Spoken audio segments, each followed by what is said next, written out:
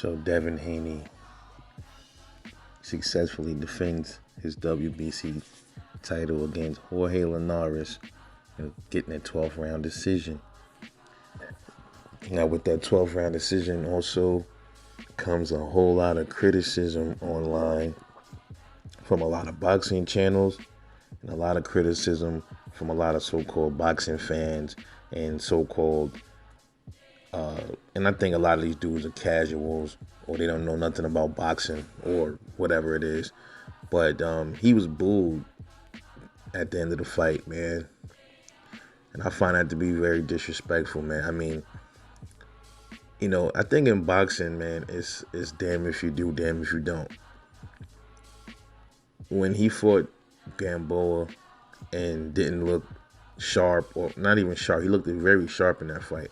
When he was more defensive in that fight, or I can't even say defensive. He wasn't even defensive in that fight. He just didn't get the knockout.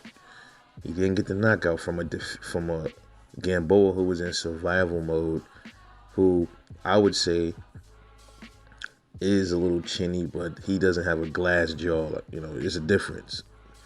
And it's clear that Gamboa does not have a glass jaw, because if he did, he would have got KO'd out cold by Tank Davis the first time he got knocked down, and that didn't happen. So then, you got for this fight here, Devin Haney showed a different side of him. I guess it's because a lot of people was criticizing him, saying he likes to move around too much, and what's sad though, the people that was pushing for this, that push for a fighter to change his style just to please everybody, you can get somebody hurt and knocked out like that. And that's why I say, man, if I was a boxer, man, I'm going to do what I want to do, the way I like to do it, the way I get the wins. I'm not too concerned about the fans, so-called fans. I'm not concerned about the networks, the commentators, and what they want. I'm going to go in there and get the win.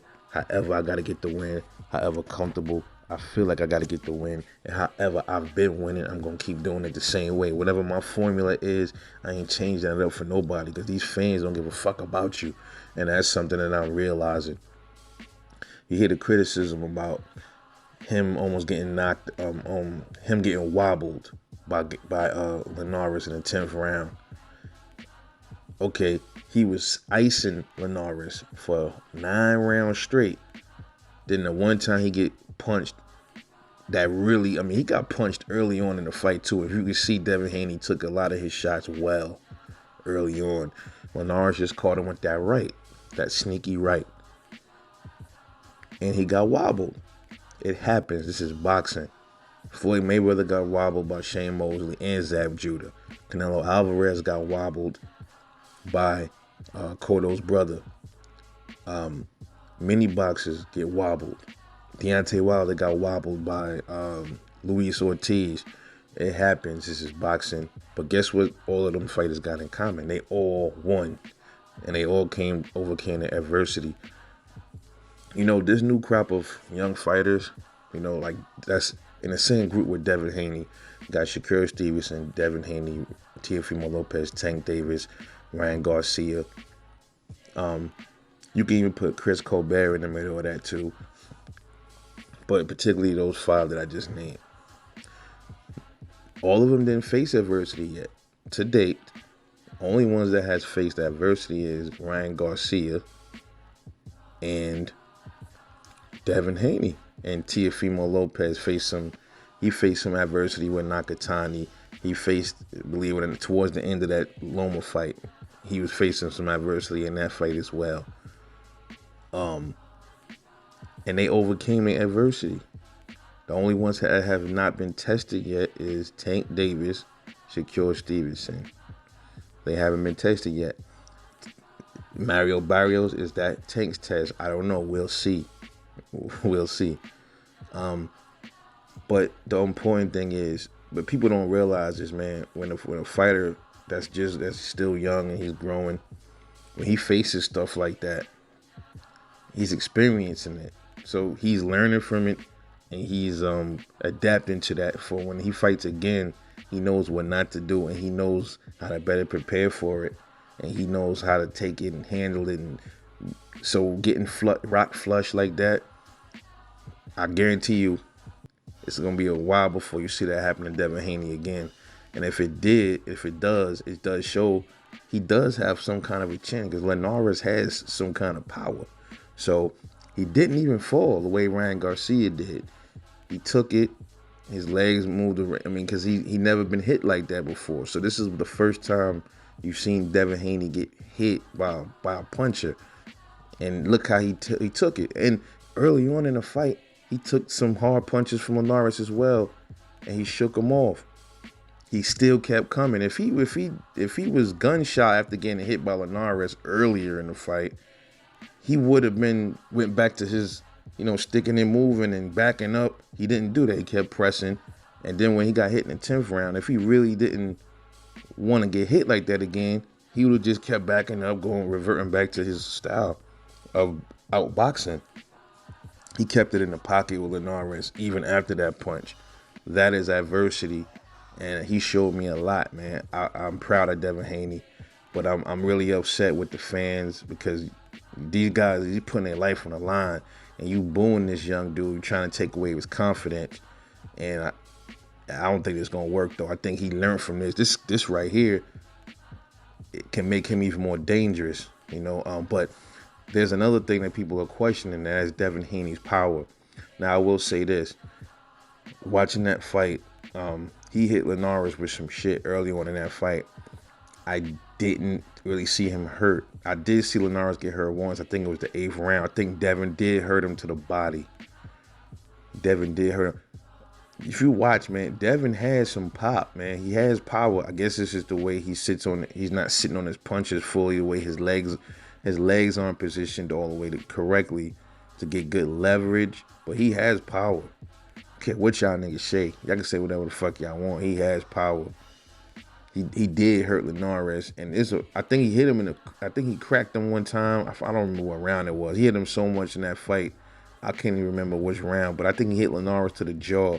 I seen Linares stumble a little bit in that fight as well. And here's the thing: Linares was able to knock down Lomachenko with that same punch, I believe. Why didn't Devin Haney go down if Devin Haney doesn't have a chin? Because I'm hearing that too. I'm hearing Devin Haney doesn't have power, and I'm hearing that he's chinny. He doesn't have a chin. Yeah, I saw a comment saying just because he got hit this the first time this young dude got hit really good by a puncher, and all of a sudden now he got a glass jaw. How? What are you talking about, bro? If he had a glass jaw, he would have went down like a fucking ton of bricks. See, that's these dudes that don't know about boxing. They just start watching. And these are the same dudes that would say, when Teofimo was getting punched up by Nakatani, you know what I mean? He's good, man. Teofimo's the man. And a lot of this shit is racial. I don't give a fuck what y'all say, man. A lot of this shit is racial. Because, I was reading the comments that was disrespecting Devin Haney, and a lot of them were Hispanics. I don't know if they was mad that they got lost and got beat the fuck up most of the whole fight. Look at Linares' eye. Come on, my dude. Come on, man. If Linares was doing that much damage to Devin Haney, look at Devin Haney's face. That's what I keep saying. At the end of these fights, all you need to do is see the face of the boxer, and that'll tell you everything, man. That'll tell you everything.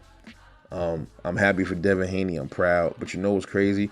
I guarantee you, after he got rocked in the 10th, now you're going to start seeing you're going to see all these boxers at 135 crawling out of the fucking crevices now to fight him.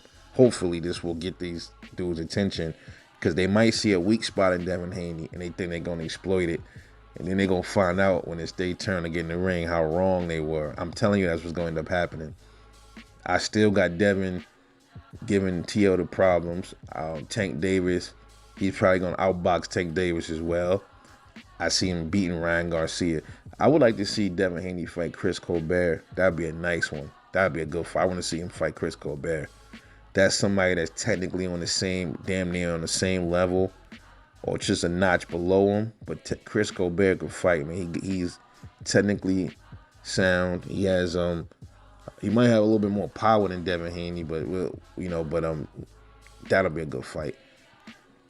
Chris Colbert, obviously Teofimo, but I don't want to see Chris Colbert yet. I want to see a unification from Tio and Devin. If Devin wins and becomes undisputed, and I want to see Devin fight, like, defend his title a few times and then move up. Like, I want to see him fight Chris Colbert, and like shit, man. Who else at 135? I like to see him fight Chris Colbert and I don't know, man. Just throw something like a light touch, man, like a Luke Campbell or something. Ryan Garcia ain't gonna fight him, so forget Ryan Garcia. Then move to 140. All of the smoke going up to 140 anyway. You got Tank Davis going up there. Got Regis up there. You got Josh Taylor, Jose Ramirez. You got Gary Antoine Russell that just. I'm gonna make a post-fight thought on that dude in a little bit, but yeah, you see, I salute to Devin Haney for defending his WBC, and let's see if Teofimo calls him out after the Kambosos fight, or talks trash after seeing what the Devin Haney fight, after seeing how it went. He got the win, and what I'll say is this, man, to Devin Haney: stay on your course, bro. Don't let these fans gas you up into getting into firefights, man. If that's not your style, don't do it, man. If you're not into that firefight shit, don't do it. Just stay the course and fight how you've been fighting. But I will say this: Devin Haney did show he has some dog in him. After that punch, what did he do? He went right at it, and he does have some. He could work a little bit on his inside game though. He can definitely work on that, and the way he ducks a little bit when he is evading punches, he could work on that a little bit.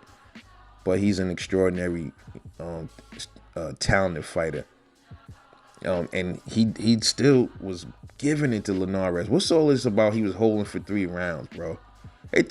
You would make it seem like he was holding for 3 rounds and wasn't throwing no punches. He was clinching, man. He was trying to survive and smother his opponent, and he was still getting shots off in those rounds. 12th round, he was getting no shots. 11th round, he was getting no shots. So where this whole thing come that he was holding, they make it like he was holding Linares and wasn't punching back. No, he was still giving Linares some shit. He was punching Linares, gave him an uppercut. He was fighting, man. It was a firefight, and he showed he still could mix it up. He still can work. He can improve on some things, but he can definitely mix it up inside. So what tonight showed me with Devin Haney is he's an extraordinary jabber. Awesome. That jab is lethal on him, bro. He has a great jab. His outside game is tight. His mid range is tight, and he can still mix it up in the inside, and he can come forward. He can fight in the pocket as well as outbox. His outside game is much better than his inside game, so he can work on that inside game. Yo, I'm telling you, bro, his chin has been tested by a decent power puncher.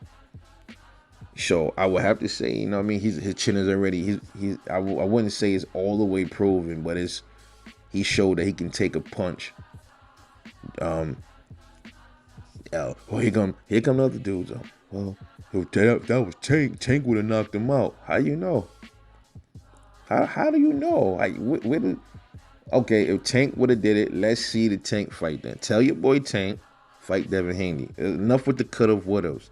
Oh, Tio would have hit him. He would have knocked him out. Okay, tell Tio to stop running his mouth and get in the ring, and then y'all sign a contract, and then knock Devin Haney out.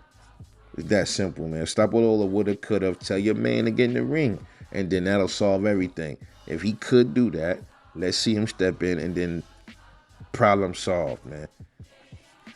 But nonetheless, he got the fucking win. Oh, he almost got knocked out by Linares. Almost ain't good enough, motherfucker. That's what it is. Yo, this is Rebel Life Boxing. I'm off this. I'll catch y'all later on the next one. Peace.